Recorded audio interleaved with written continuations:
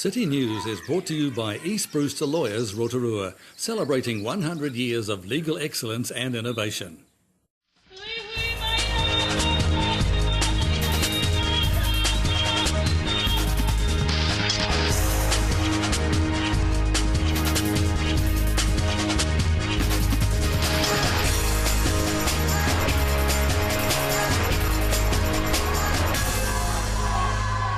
Good evening, Rotorua. Tonight on City News. Major rock face repairs on State Highway 30 is completed. Music at the Rotunda free concerts proves popular with locals. And Rotorua residents' emergency preparedness double national and regional figures. The major rock face repair above State Highway 30 at Ruato Bay on Lake Rotowiti has been completed. The temporary single-lane section of road is due to reopen to a two-way traffic again this week. An early morning blessing ceremony was conducted on site yesterday by local kaumātua to acknowledge completion of the project. The Rockface Reconstruction and Stabilisation Project has been managed by Rotorua District Council for the New Zealand Transport Agency, and Mayor Steve Chadwick says the project was an excellent example of a collaborative partnership between two public organisations with strong support and cooperation from iwi and the local community. The work was funded by the Transport Agency at a cost of approximately $4 million. Highways Manager for the Transport Agency, Brett Glidden, says the original rockfall occurred back in 2012. The physical location, the discovery of unexpected fissures in the rock face, and the need to keep the state highway open contributed to the complex nature of the project. Mr. Glidden says designing an engineering solution and carrying out the actual works has been very consuming and very challenging at times, but they are grateful to a supportive local community, iwi and motorists for their understanding, patience and cooperation over the last 17 months. He says both lanes will be reopened fully this week once contractors move off-site. The first music at the Rotunda for the year kicked off on Sunday, proving popular with over 100 people turning up to enjoy the first performance. Keith Garrett and friends and the Edward Brothers kicked off this year's series, which involves a number of local performers providing afternoon concerts at the Band Rotunda in Government Gardens. The Sunday events feature jazz, blues, orchestral, brass and choral works will run until the end of March. RDC Community Arts Officer Mark Spikerbosch says the aim of the concerts is to profile the diverse musical talent that exists in the district. He says music at the Rotunda has developed quite a following, with Sunday's event receiving a lot of positive feedback. The concerts are funded by Rotorua District Council and Rotorua Trust. Entrance is free, with concerts starting at 1 p.m. So if you're interested in attending, make sure you arrive early to grab a good spot. In figures just released, Rotorua residents' preparedness for a major emergency is substantially higher than national and regional figures. Results from a Statistics New Zealand survey reveal a gradual increase in the number of Bay of Plenty households with basic preparations in place to get through an emergency. The National Research Bureau conducts surveys within the Rotorua community every year to determine residents' level of preparedness for a civil defence emergency. The survey asked two key questions: do you have an emergency plan and do you have an emergency kit? The most recent survey showed 54% of local residents had an emergency plan, an increase of 6% from the previous survey, while 57% had an emergency kit at home, which is up by 14%. Rotorua Mayor Steve Chadwick says that it's really encouraging to see the majority of local residents ready for an unexpected emergency. However, there are still too many people who aren't prepared. RDC's Emergency Management Coordinator Pauline Hitchcock had this advice for getting prepared for an emergency. There's three things that we recommend every household has. One's an emergency plan for the family, so they all know exactly what they're going to do, where they're going to go in the event of an emergency, how they're going to meet up with each other, etc. Then there are two different kits. Survival kit for when you're okay, indoors on your own, but you may not have power, water, may not be able to use the toilet. So the things you need to look after yourselves for those 3 days minimum. And then a getaway kit, we call it, which is those are the things that you need to grab and go when you really do have to evacuate because it's not safe to stay there anymore. In sport tonight, The second annual Rotorua Bike Festival is well underway with the Skyline Sprint Warrior downhill mountain bike event happening this Friday. New to the event is an open day on Thursday and practice session which will include a range of different trails.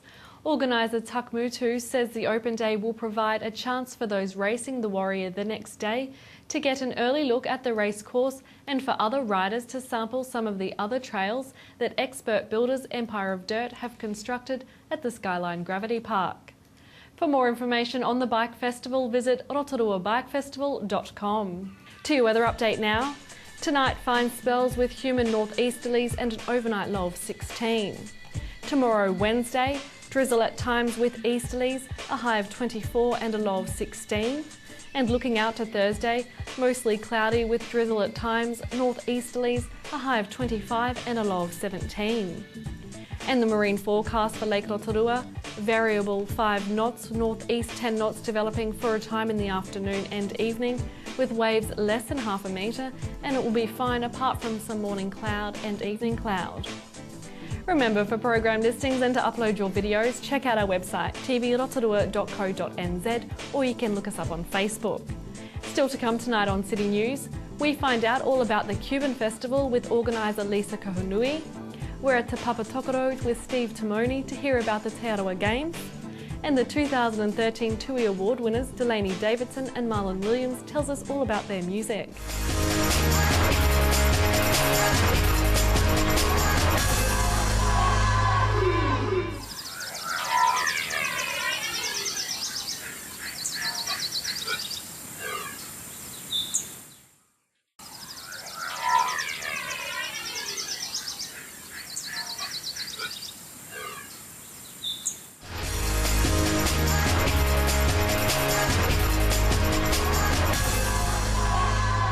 Well, coming up in a couple of weeks is the New Zealand Cuban Festival Community Week, and with me today is one of the most beautiful organisers I've ever met, Lisa Kohunui. Thanks for joining us today, Lisa. Good to see you. Now, this is a big week for the city, isn't it, really? It is. Now, the most important part about it is that it's coming back to Rotorua.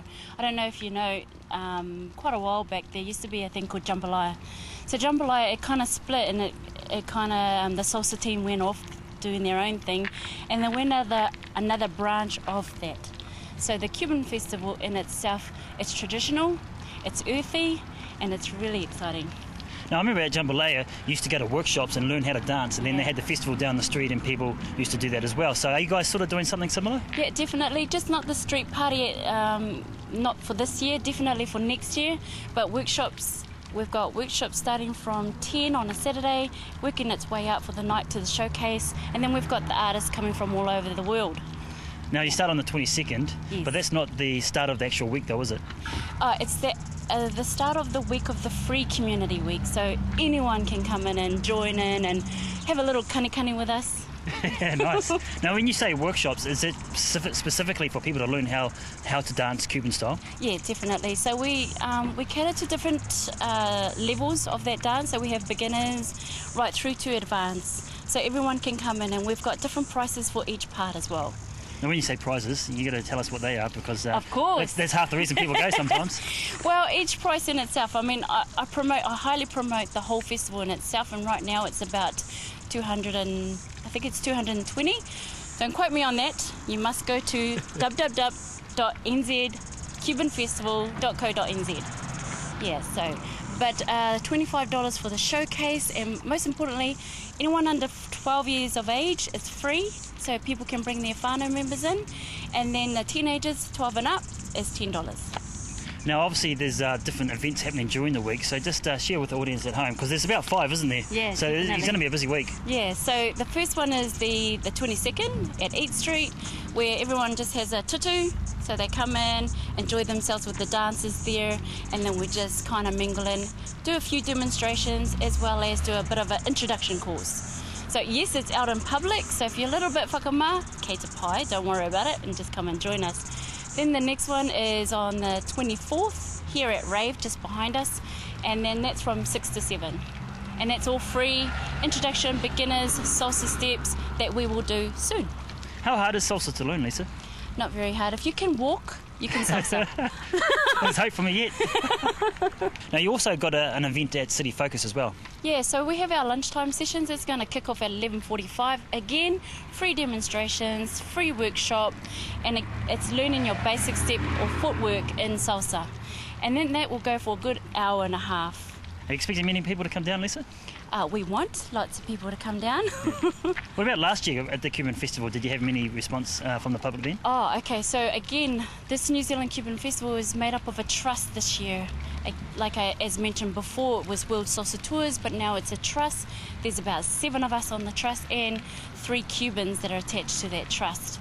So this year it's going to be very unique because of that, because of the trust feeling.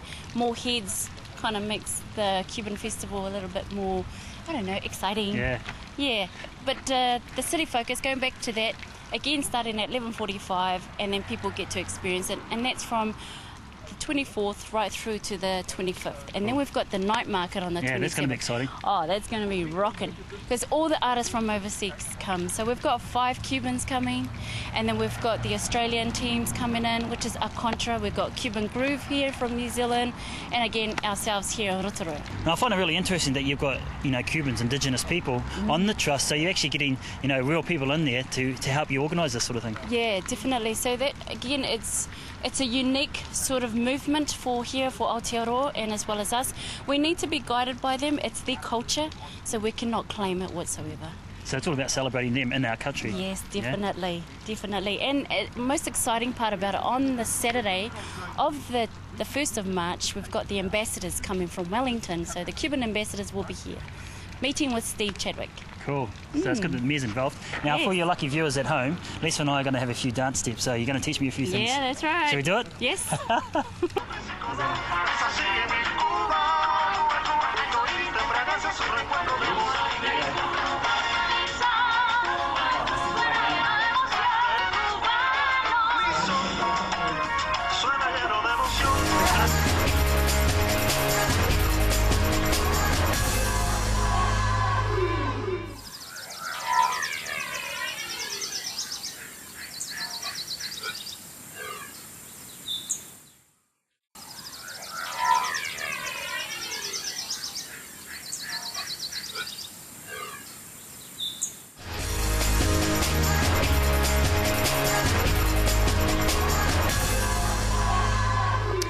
Kia ora koutou, kei konei au I te marae o te koutu, I te taha o Stephen te moni nei, and kei te kōrero maua mō te papatākaro o te arawa. I'm at te koutu marae with Stephen te moni, and we're going to have a kōrero about te papatākaro o te arawa sports. Tēnā roa atu koe. Tēnā koe kiri, kei te pēa. Kei te pai. Ka pai. Tell me a little bit about what's happening this year with the Sports Awards, because they're moving. Yep. We've got the Te Arawa Games coming up in a few days' time. Aroha mai, the games, not the awards. Now, the main focus that we've changed is a shift from the strictly competitiveness that we have associated with most sports. So we've changed the whole focus on and asked some really integral questions. What does it mean to be Te Arawa? How do we celebrate being together as Te Arawa? So with that in mind, we've changed some of the games and kind of manipulated them somewhat to fit a cultural kind of context, and suit us being in Maketu, that being the landing spot of our Te Arawa waka, and ultimately with the dream to visit some of the significant sites from Maketu all the way to Tongariro eventually. Because just for those of us that don't know, there is a kōrero, mai Maketu ki Tongariro. Can you tell us that kōrero and just explain what that means? What that means for us is Te Arawa. Those sites of significance are the landmarks that give us the boundaries of our tribal district known as Te Arawa, the Confederated Tribes of Te Arawa, which span obviously from the coastal shores of Maketu, spanning all the way back to the ice-covered mountains, including Tongariro, which is our ancestral mountain. Beautiful. Kia ora. So, are there plans maybe to go down that way as well? There's some political type issues that we need to sort out with some of the local tribes of their district. For instance, Tū Whare Toa Sports, they are in control of that district in terms of sports delivery and physical activity for their people. So obviously not to tread on anyone's toes. Right. We want to follow a particular process in terms of whakawhanaungatanga and manaakitanga to ensure that no one's mana is belittled, and then we'll go from there. Hi, so a bit of a kōrero with the cousins first. Yeah, you know, always good to have a cup of tea, a bit of a boil up, and then have a chat around where we go and what's best for our iwi as well. Lovely. Now, I did mention the Te Arawa Sports Awards, and they were on my mind because I was there last year and they were beautiful. And it is such a wonderful way. It's really becoming the premier way that we're celebrating our Māori sports people in this area, isn't it? What are the highlights, the exciting things for you involved with this? Well, with our whole organisation, it's trying to filter all of those cultural aspects into all facets of our role, regardless of how major it is, whether it's our Te Arawa Sports or our Te Arawa Awards, all the way through to our programs, but even to the smaller things like managing your day-to-day kind of calendars and the way that you conduct yourselves and being punctual, etc., etc. So it's about incorporating all of the cultural focuses on what it actually means to be Te Arawa in everything that you do. So you're actually living your culture as opposed to just participating in it when it suits you. And so how do you reach out to people in Te Arawa? You know, I know you have your networks and things, but for people that are further afield? That's an interesting question because Te Arawa, as we know, are from Maketu all the way to Tongariro. However, we have many different collectives of Te Arawa people that live throughout Aotearoa, New Zealand, as well as obviously the world. So Facebook is a huge resource that we've just started to utilise to reach out and branch out our scope to everyone and have them touch base with us, basically, because it is a hard thing to try and cover everyone that's involved with wanting to be Te Arawa or are actually already a part of Te Arawa. It's just trying to manage that as best as we can. And me, see, I just claimed some Te Arawatanga because I gave you fellas some babies. Oh. So you can't get rid of me. We all have our roles. Yeah. Oh, well, kia ora koe, Stephen. Thank you very much for your time. Ngā mihi nui kia koe mō tō mahi. I just said a little mihi to him for what he does for his work. And kia pai tō tau. Thank you have very a great much. year. Taua taua. Tēnā koe. Kia ora.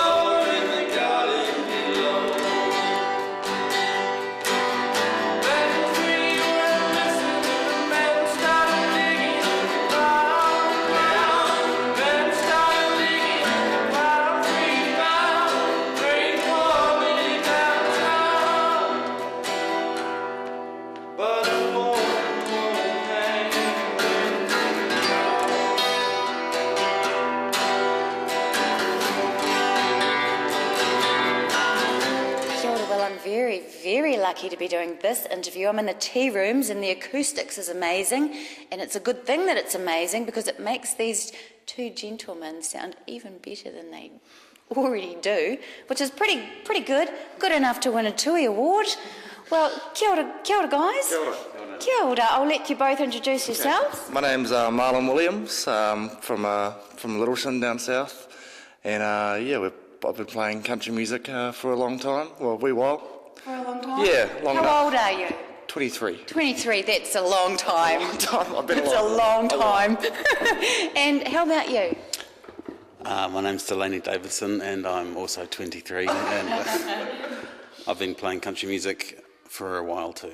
For a while too, but you're not going to let us on to any kind of age there, are you? I don't know how long. It would be rude of me to ask. It would be rude of me to ask, wouldn't it? And it doesn't matter. It doesn't matter. What matters is that you won the TUI Award for the best song and the best album. Well done, guys. Great double accolade it was called on the night, and it was a great feeling for us. Oh, absolutely.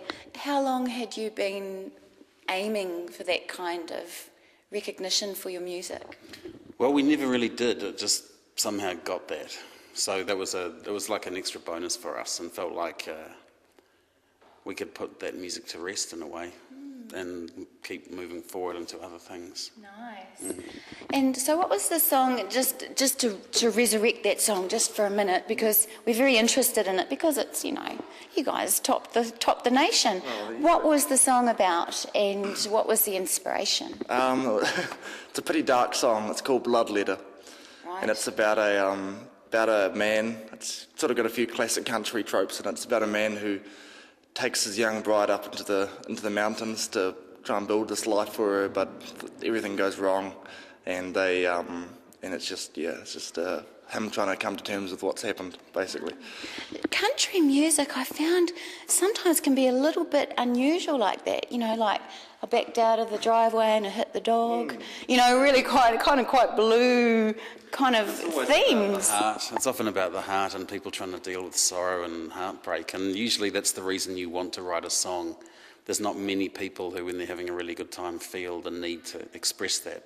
They feel complete in that way. So the reason you go to write a song is to fill a hole or to reach out to somebody else or to make a connection between people.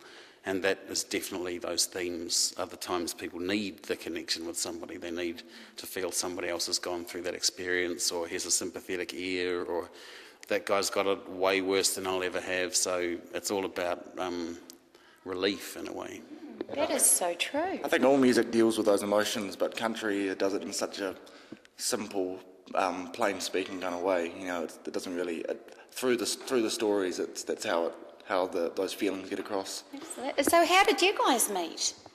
Well, we're both from the same town. Littleton, yep. And we didn't know each other for a while, and then, but once we were both in the Littleton music scene playing a lot, it was inevitable that we were going to meet each other. It's only 2,000 people in the town. It is little. Yeah. So we were double booked for a gig in Littleton, and we ended up just playing the gig together. So we just by chance. Okay, boys. Well, thank you very much for your time. It's been a pleasure. Let us know the places that you're going to in the very near future, or Portuguese later on. Where else after that? We play Onefero, we play Tauranga, we play Thames, we play Auckland. If you look on Event Finder, you can find the specific dates for all those. And then we head down south and we go to Raumati, Wellington, Carterton, Napier, Tahora, and back onto the South Island. Beautiful. Are your families proud? Yeah. So they are, yeah. You haven't asked? Well, I know mine are, and I know Marlon's family's proud of him too. Oh, well done. Well, congratulations on your awesome success. Thank you very much. And I look forward to seeing more in the future. And next time the TUI Awards are on and the Country Music Awards are there, I'll be able to say, hey, I've sat in the middle of those two guys. And they've got cheeky to me. So thank you very much. Awesome. That was the 2013 TUI Award winners Delaney Davidson and Marlon Williams. Don't forget, if you have a news event that we can support, give the office a call and talk with one of the team on 07 3488 984, or you can email news@tv.rotorua.co.nz. Thanks for joining us tonight. Ko Maria Rotorua. Supporting local content so you can see more of New Zealand on air. City News was brought to you by East Brewster Lawyers Rotorua, celebrating 100 years of legal excellence and innovation.